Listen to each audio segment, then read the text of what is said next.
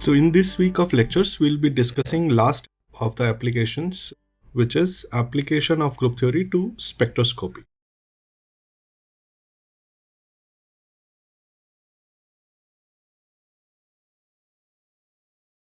So before we discuss these applications, let us give a brief overview on what is spectroscopy, because some of you might not have actually gone through this course of spectroscopy by now. So let us first discuss. So what is spectroscopy? Spectroscopy is study of interaction of light and matter. Now, what is the aim here? Why do we study this? Aim is to determine or to understand some physical property of matter. Now, what is that matter? What is the physical property? What kind of light we are going to use? All of this dictate different what kind of spectroscopy we are going to be using. So let us see, for example, let's say if you have a classical object, let's say a football, right? A football is there. Sorry for the bad drawing, but let's say you have a football and you want to determine the diameter of this, right? So this is diameter. So what you do is you will take a typical ruler and do the measurement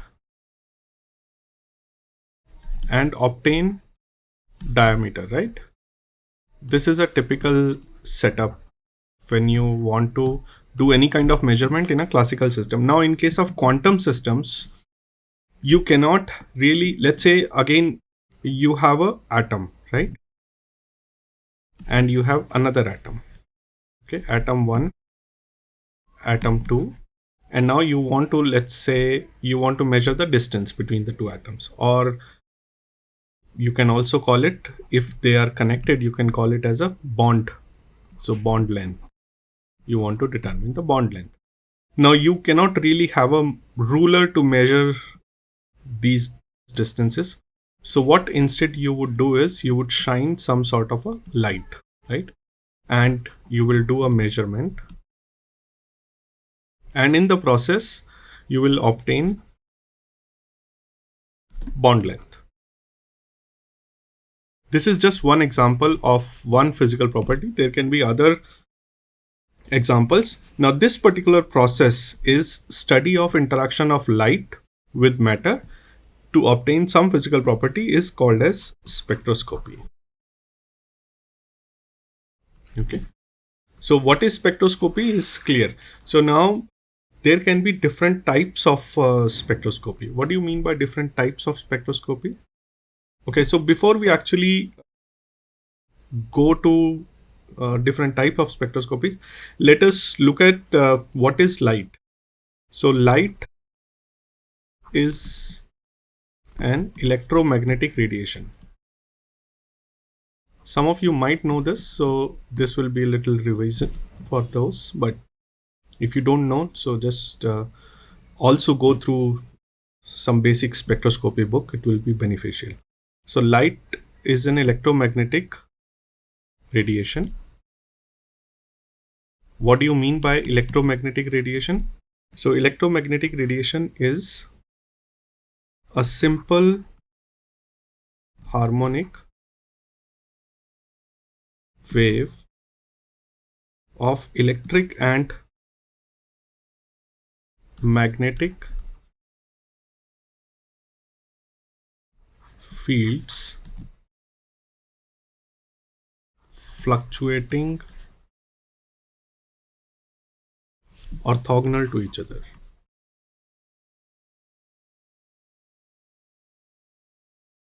So there can be different type of lights, but any kind of light. So for example, you can have gamma rays, you can have X-rays, you can have IR, infrared radiation, radio waves. All of these can be described as a simple harmonic wave of electric and magnetic fields which are fluctuating in orthogonal to each other. What do you mean by that? So let us try to draw a typical wave.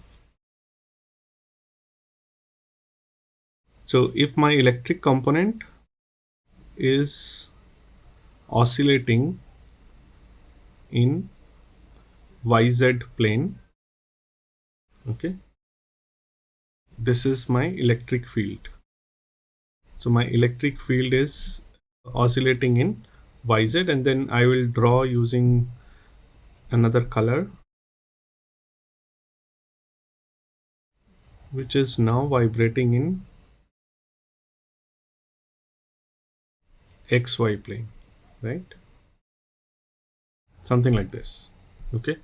So now this is in XY plane. This is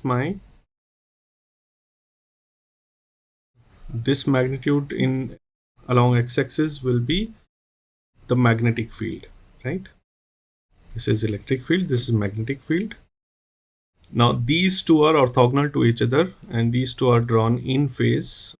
So you have electric and magnetic fields fluctuating orthogonal to each other. Now this overall is called as light. Okay, so this is a simple harmonic wave. So how else you can mathematically, what you can say is, you can say a simple harmonic.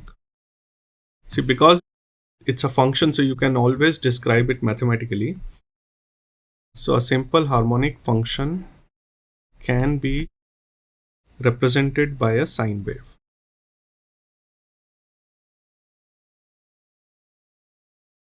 Okay, so let's say if you have y is equal to, you can describe as a sine theta. Now you can also describe this function as a circular motion. Okay, so let's first draw this as a wave and look at what is a, what is theta, what are different characteristics of a wave. So if you have a simple harmonic sine wave, so the maximum amplitude here is a, right? And this will be the wavelength,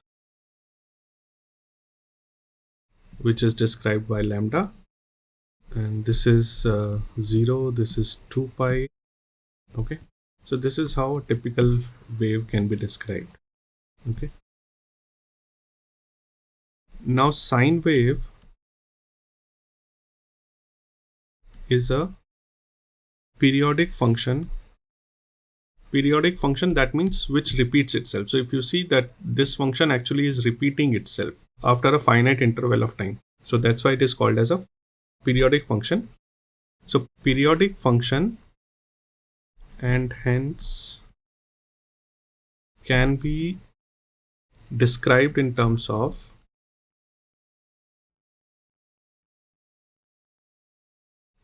a circular motion.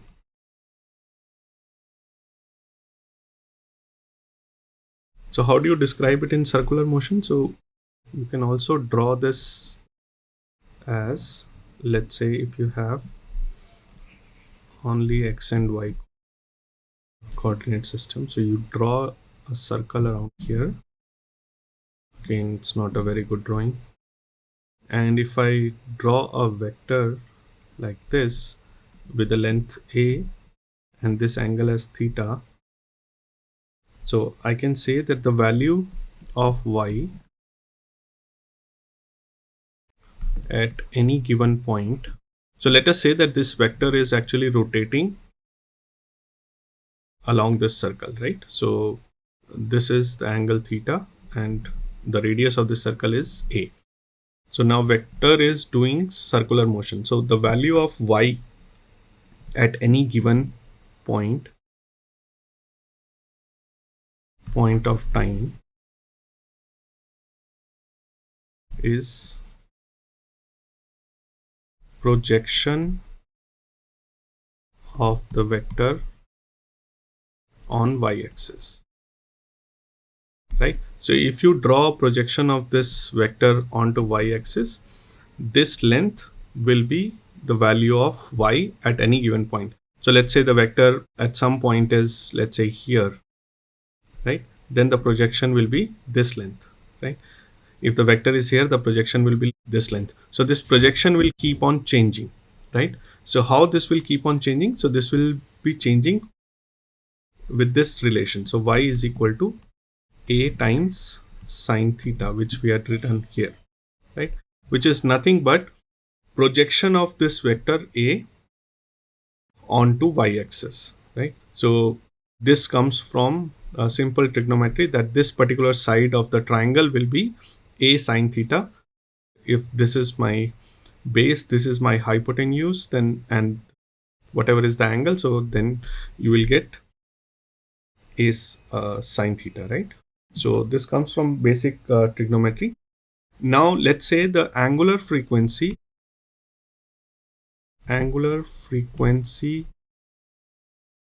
of this vector, that means the speed with which this vector is rotating, is omega, right? So then you can say that theta is equal to omega times t. So the velocity into time, so during time t, how much this vector has rotated in terms of angle. So you will get this angle by omega t, right? So that is easy to understand. Now you can then describe the wave as y is equal to, this implies y is equal to a sine omega t, because theta is your omega t. Okay, so that should be very, very clear. Now, in general, any wave function or any wave, a general description, let us say, of a wave is given by y is equal to a sine omega t minus kx, where kx is the phase factor. How do you show it in a diagram? So if I, instead of starting from origin, let's say my wave is starting like this. So it is not a perfect, the phase is not 0 here, right?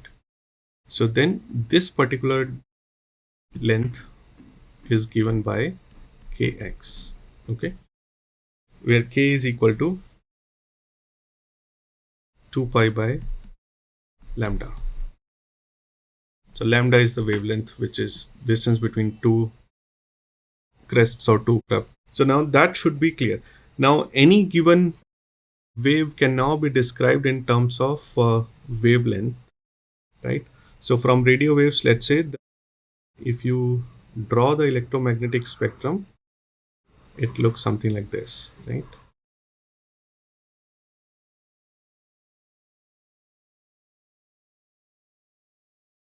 So the far left hand side, so this is electromagnetic spectrum, which comprises of all the radiations present in the universe. So you have radio waves here,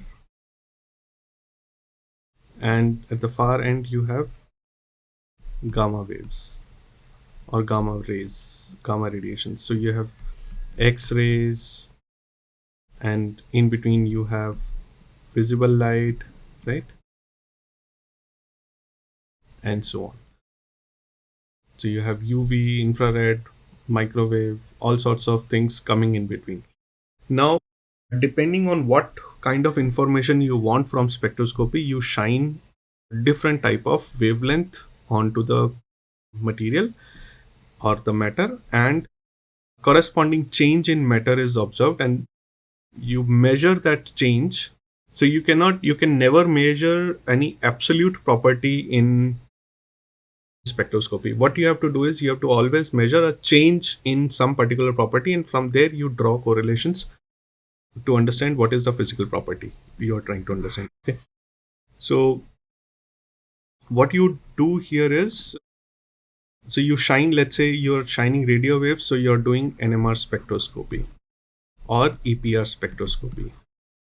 Okay, so in some sense, so here you're doing, let's say, IR spectroscopy, then UV visible is in this range, right? And so on and so forth.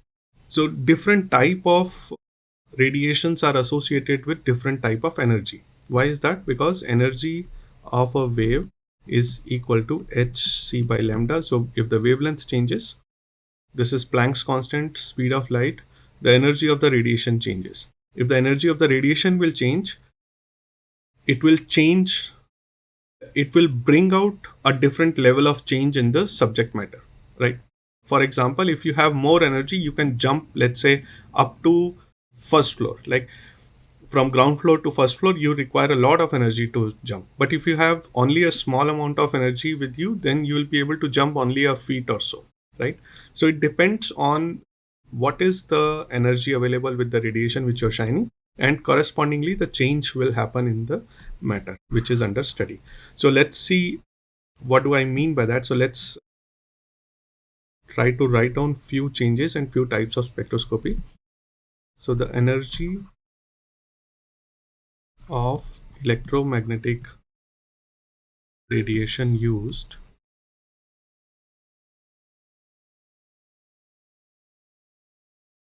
correlates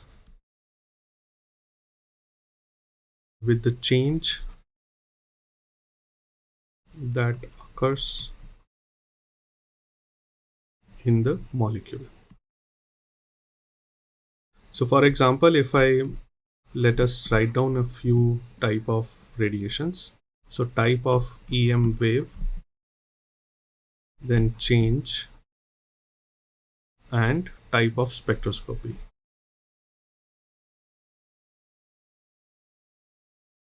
So first is, let's say if we are dealing with infrared radiations. So infrared radiations are the same radiations that you use in day-to-day basis in remote controls, like where you control, operate TVs and other electronic devices using a remote. So those are typically infrared. Some of them are also based on Wi-Fi, that is radio waves, but typically these are infrared radiations. What kind of change they bring out in the molecule? They change the configuration of the molecule.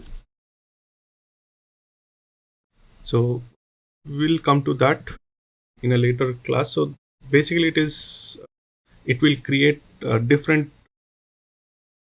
it will excite different vibrational levels, and the bond vibrations will be affected, and hence the configurations will be different. So this is called as vibrational spectroscopy. Okay. Now second is microwave. Again, you must have all used microwave in day-to-day life, so it's a part of almost everybody's kitchen now. So where you excite water molecule and you let the water molecule heat up the food which is kept in here, right? So what happens there? There is change of orientation of the molecule, because with microwave what you're doing is you're actually rotating the molecules. So change of orientation, and this is called as rotational spectroscopy.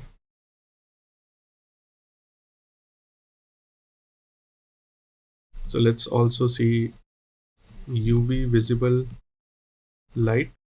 So again, you're also aware of UV visible light. So you must have, visible light everybody is aware of, and UV light is also everybody is aware of. What you do here is you change electronic distribution. Okay. So if you change electronic distribution, this is called as electronic spectroscopy.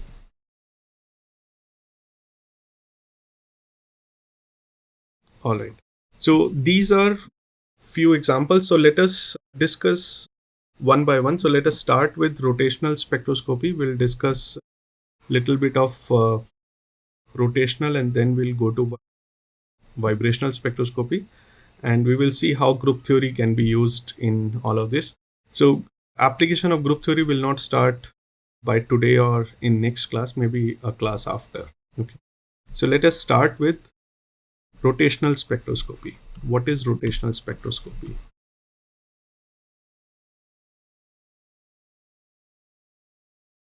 So if you take a single atom, let's say you have single atom, this cannot rotate, right? Cannot rotate. So you cannot associate rotation with a single point, with a single atom. So any, let's say if there is an axis and it is spinning about its own axis, then the atom may have spin angular momentum.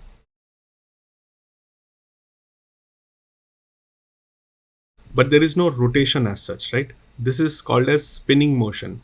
So it has spin angular momentum but no rotation. So for rotation, you would need to tie this up with, let's say if you tie this atom up with a thread. So this looks like a bar pendulum now, right?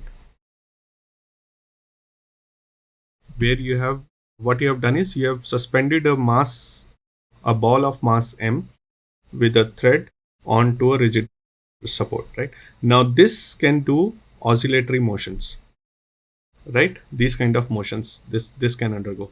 Now these oscillatory motions are nothing but, if you complete the full circle, this will be a rotational motion. So this is a rotational motion. So a single atom can undergo rotational motion only if it is tied to a particular rigid end, right? Rotational motion or oscillatory motion.